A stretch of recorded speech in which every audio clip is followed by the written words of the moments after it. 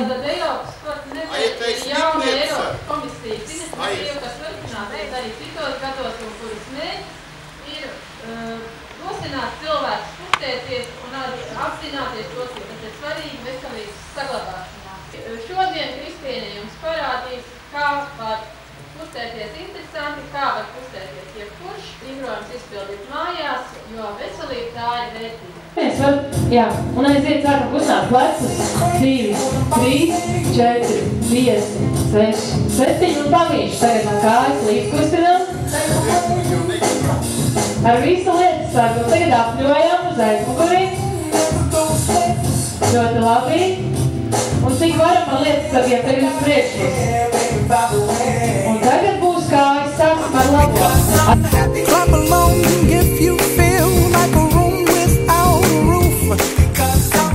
Clap along if you feel like happiness is the truth. Clap along if you know what happiness is to you. Clap along if you feel like that's what you want to do. Here come bad news talking this and that.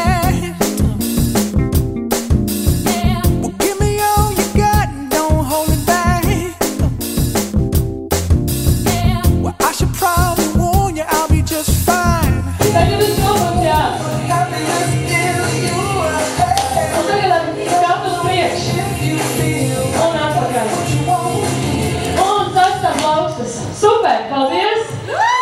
Šodien aizslēdzām ielu, lai ieskandinātu Eiropas sporta nedēļu. Sekojiet līdz sporta pasākumiem. Paldies visiem domas darbiniekiem, kas atnāca. Tiksimies darbā!